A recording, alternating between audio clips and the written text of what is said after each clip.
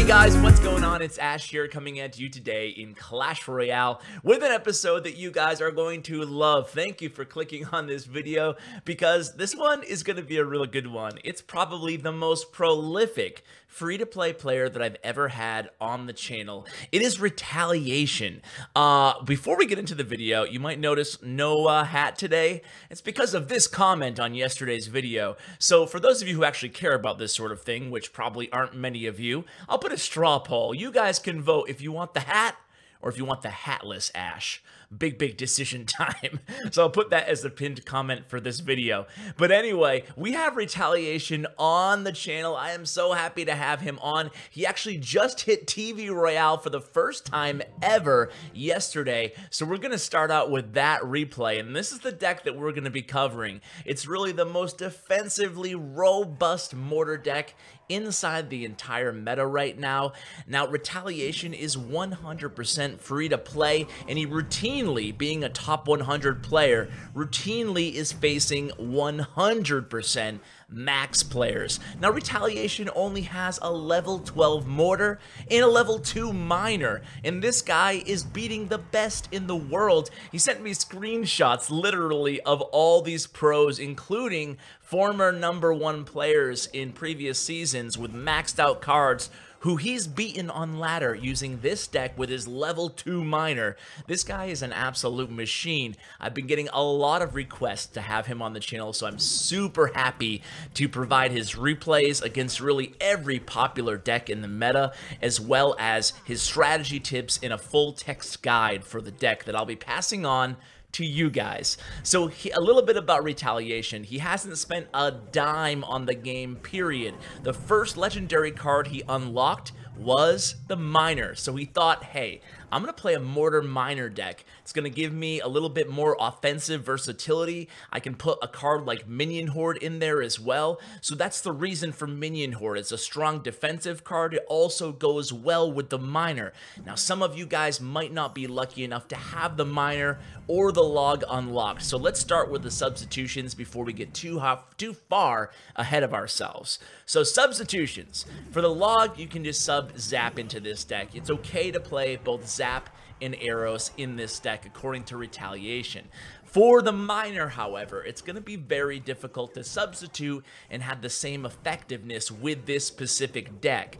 If you're going to play, if you don't have the Miner, you're better off subbing in the Knight for the Miner and just regular minions for the Minion Horde. That way you don't have all that value tied up on that one card, because the Minion Horde does great on defense, and then you can use the Miner to tank on the counter push, similar to the way you do in a spell bait deck. This is kind of like a Mortar deck with just a little pinch of spell bait added to it.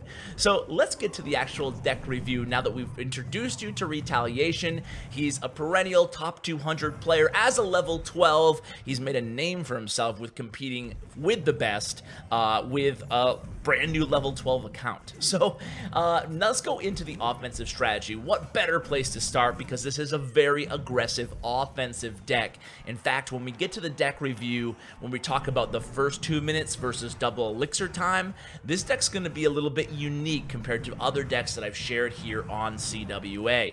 So offensive strategy, the whole idea with this deck is to gain an elixir advantage through efficient elixir exchanges, because we have a lot of cheap cards that get a lot of bang for their buck. We also have some middle price cards, the 5-cost Barbarians and the 5-cost Minion Horde, which is kind of unique because this deck is only a 3.0 average elixir cost deck. It's a cheap deck other than those two cards. And think about it, like for you OG Clash Royale players, when we started playing before all these crazy legendaries were introduced, remember originally it was only the Princess and the Ice Wizard, there wasn't a ton of strong defensive options in the game.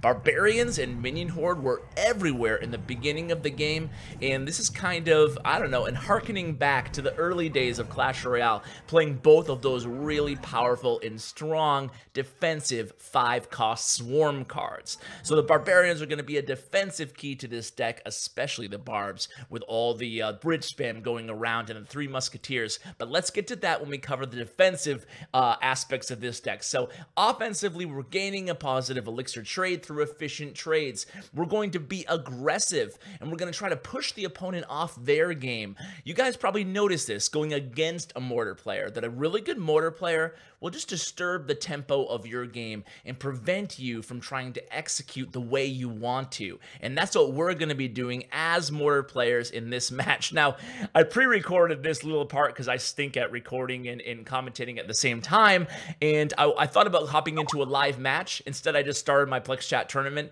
and then I'm going to move on to the replays. I'm going to leave this one to the pros. As you can see on my card selection screen just a few seconds ago, I haven't even upgraded my Mortar to max yet. So I'm going to save up the gold to do so, because finally, after a long time of playing Clash Royale, I think finally Retaliation has made a Mortar believer out of me. So I'm going to be trying this Mortar deck out tonight. So if you guys are on my friends list and you want to see me try and hopefully succeed, go ahead and spectate. And yeah, we'll refresh that friends list every single season too, guys. So moving on with offense. Opposite lane pushes are very important in this deck. What it will do is split their big pushes. So when I say opposite lane pushes, I don't mean that you're going to start dividing your damage between two towers. I mean that if they drop a big expensive troop like a golem down one lane, Retaliation recommends going after the other lane, because we do have to use the Mortar sometimes just to split their push, to prevent them from getting a massive golem, Three Musketeer, Night Witch push. We're not going to be able to do much to stop that with this deck. So that's basically the offensive strategy. The Miner, of course, we should mention again, can be used on counterattacks. The Miner can be used for chip damage. This is a chip deck. A Mortar deck essentially is a chip deck. So we can use the Miner after we defend with Minion Horde, or after we defend with even Barbarians. We can send in that Miner for extra damage and tankage for our counter push. So defensive strategy, Mortar is the best defensive card in the game. Quote Retaliation. He loves it, especially defensively, again, obviously, because when you place that defensive Mortar in that correct position in the center, like about, what is it, 6 tiles, 5 tiles in front of your king tower, you guys know the position and you can see in the replays. But basically what that does is it provides such a unique ability to distract tanks while shooting over the tanks at the support troops. No other defense in the game can do that. I guess maybe the bomb tower can kind of do it, but the Mortar has that much bigger range. It can really take out those support troops. And the Mortar, the defensive Mortar, is really strong against Three Musketeers. It's going to be able to hit the Three Musketeers as they're approaching the bridge, and then you can lean on the Barbarians to counter the lane where you're going to need more defensive support in. That's basically how you want to handle the Three Musketeer matchup in a nutshell. This deck shines against Three Musketeer heal, which is incredibly annoying, and it's absolutely everywhere in the meta right now. So definitely go with this deck if you're looking for a good meta counter Mortar siege deck. I mean, a chip deck. It's like a chip siege bait Mortar defensive counter deck. It's crazy. It's like a little bit of a jack of all trades in the Clash Royale siege world. So let's talk about the, we talked a little bit about the defensive strategy. Mortar is going to be your strongest defensive card. Mortar in the middle for Three Musketeers and Beatdown. Minion Horde and Barbarians are going to be your big weapons. Use them wisely. Make sure you account for your opponent's spells. What spells do they have, and when are they in their hand? This isn't one of those decks where it's absolutely imperative that you remember exactly what cards are in your opponent's hands at all times, but it is important, like with almost every deck, that you kind of learn and understand where the direct damage spells are in your opponent's cycle. That way you can be keen to avoid them with the Barbarians or the Minion Horde. You just want to make sure you protect the Barbarians from the Fireball, the Minion Horde from the arrows. So that is essentially going to be your 2 defensive weapons, along with the Mortar, the Barbarians, the Minion Horde, and the Mortar. So the first 2 minutes of the match, The first 2 minutes, very similar to the last minute. There's not much to change, unlike most decks where you're trying to set yourself up to really shine when it gets to double elixir time with Three Musketeer decks, with beatdown decks like that. This is more towards like a hog deck where you're trying to do most of your damage in the first 2 minutes and get things in chip cycle range after that in the last minute.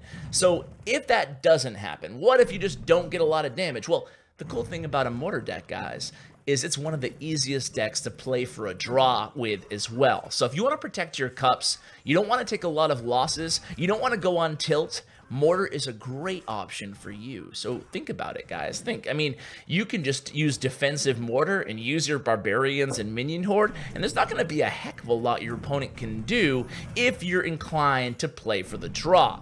Now, Retaliation didn't mention playing for a draw, so that's just my own 2 cents added in. Retaliation strikes me as the kind of competitor who's always going to press hard for the win. Now, there are a couple small differences in double elixir time. This deck can cycle really quickly, so what you can do is lean heavily on those Barbarians, on that Minion Horde defensively, and then cycle Mortars offensively if you need that extra chip damage in this deck.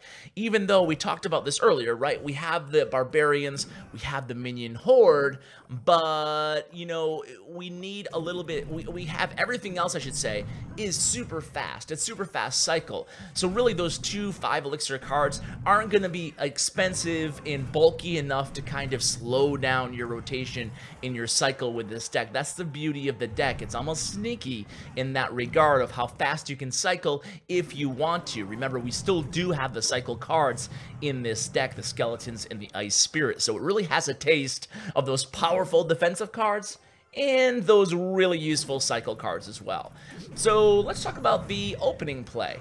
The opening play is really 2 big options. You're going to be wanting to play one of your cycle cards. Retaliation says you want to split your Skeletons in the back, play the Ice Spirit on the bridge or in the back, up to you. And if you don't have either of your cycle cards in your opening hand, you can actually start out with an aggressive Mortar play.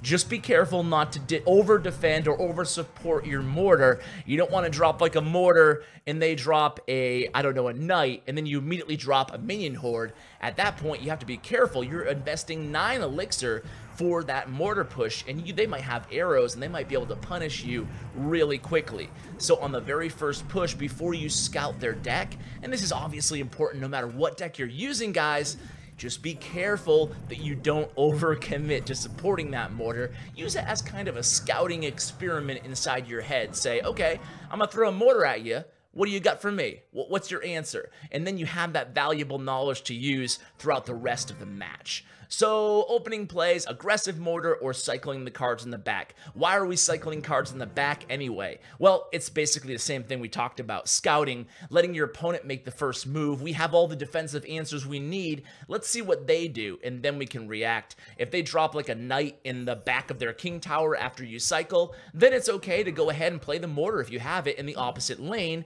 That will be a good play, and it will end up kind of, again, stunting what they're trying to do with their Knight push. So they'll have to recommit their elixir and their attention to stopping your Mortar. So the difficult matchups, this is an interesting answer here by Retaliation. What's the most difficult matchups for this deck? Nothing. All right, guys, see you later. Nah, I mean, he said that basically this is such a strong defensive deck. He feels he has a defensive answer for anything out there. He has the Mortar. I mean, I'm not gonna keep repeating it every 2 seconds, but he has those big, strong 3 defensive cards. He has a lot of spell power. He can stop those swarm units with the log or the arrows if they're air targeting units. And he really feels like Barbarians are underused right now in the meta, and that goes for every archetype. Retaliation said that Barbarians are often underrated right now, he feels. And people who are having issues defensively, stopping any any sort of a bridge spam deck, he advises people out there, my subscribers, my viewers, to consider adding in barbarians to whatever archetype you're playing and see how well they do. They do a sneaky good job, in his opinion, at stopping bridge spam. They can really do a lot of damage if they're placed right smack dab in the middle of, say, an oncoming battle ram and bandit. They'll easily take them out. In fact, even with a Night Witch behind them, you just have to be careful, of course, of the poison, but that's why you have that other big weapon in the minion horde where you can play afterwards. Just don't play them together, because then you're leaving yourself really susceptible to a big direct damage spell bomb raining on your parade, and nobody wants that. So, quick little interjection here about the channel. I am starting a brand new thing that I meant to mention in the very beginning of today's video. Oops. But basically, I am going to start a, I don't know what I'm going to call it, if it's going to be like a Hall of Fame. I think a Hall of Fame sounds like a good idea. It's going to be a Hall of Fame for Clash Royale YouTubers. And all you have to be is under 50,000 subscribers to get on the Hall of Fame. And what that's going to do is help promote smaller channels. And I'm going to have them all listed along with links to their channel in my description of every single video. I might call it like the Bren Chong Hall of Fame because, as you guys know, he sponsors this channel. So just kind of brainstorming off the top of my head. But if you guys have any submissions that you want to put into the Hall of Fame or the Bren Chong Hall of Fame on CWA, go ahead and send them to CWAbasedesign at yahoo.com. I'll put the link to that email in the description, but I want to start doing more again to start helping the community. I used to do YouTube shoutouts, but I started getting flooded with so many people wanting a shout out, so I found it really difficult to include everybody without making people feel left out. It's challenging in a way, so this was my new idea, and I think it will be a lot of fun for you guys. So go ahead and send those submissions, and I'll start announcing it a little bit earlier in future videos for folks who want to, you know, help improve and grow their channel. So let's move on to common mistakes. Common mistakes are, we talked about this being an aggressive deck, but one common mistake is playing this deck too aggressively. And what do I mean by that? Well, it's something we discussed earlier, right? You just want to make sure that you account for the spells in your opponent's deck. And if you know they have arrows, you should not be playing your minion horde, even if you have a great opportunity to do so. You don't want to bait out your opponent's minion horde, or bait out your opponent's arrows using a minion horde. That's never a good idea. That's not a bait. That's a -2 elixir trade for yours truly, for the person playing the minion horde. So you just have to be very careful of your opponent's spells. And throwing away your two big guns, your barbarians or your minion horde in this deck, when you know they can get great value out of using that fireball or arrows, is really the biggest mistake that you're possibly going to run into. If you feel yourself kind of on your heels with this deck, you don't know what to do, you don't know what the right play is, you can kind of take a defensive sequence, go into defensive position, if you will, and use that Mortar defensively and kind of reload in that defensive position that we talked about 5 or 6 tiles in front of the King Tower.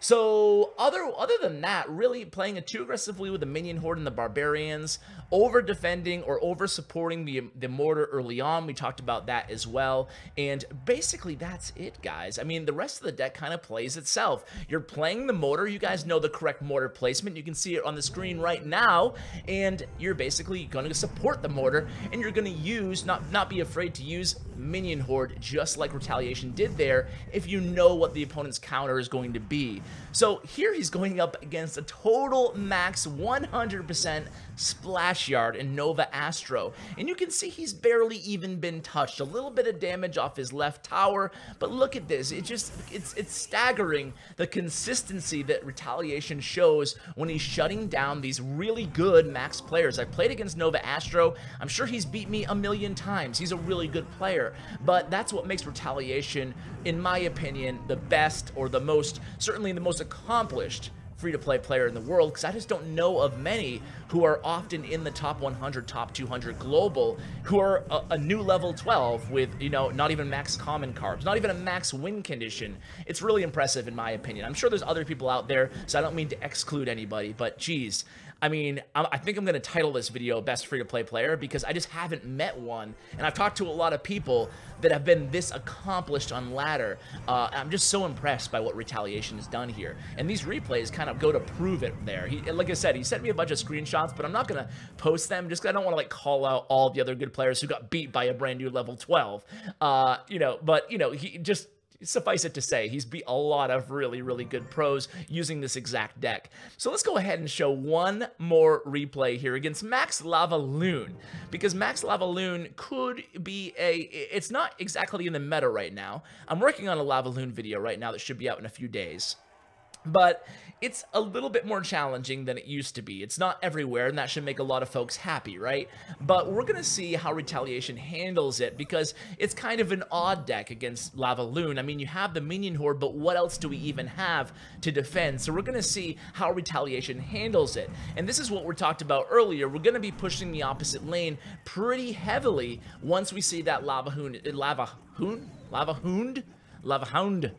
Hound is dropped. So the arrows come out, and you can see we did a good job of baiting basically all the opponent's elixir, so they weren't able to support that Lava Hound. Instead, they used a balloon in the opposite lane, and we're able to defend pretty well here on the left. The Lava Hound, not doing much damage. That's the benefit of the Lava Hound, and you can see Retaliation has plenty of elixir at this point to defend. Look at the elixir lead that we have at this point, and we're going to be able to take out the pups with our arrows and then use skeletons to distract the mega minion. So now the opponent's trying to reload with the tombstone there, but again, we're in a really good position at this point. Even with the tombstone, we're going to go ahead and play that mortar, and then we're going to preemptively play the minion horde to defend against that balloon coming in. Now the opponent has to use the arrows again against that minion horde, but the minion horde still got value, taking out that balloon and allowing the mortar to finish taking out that tombstone.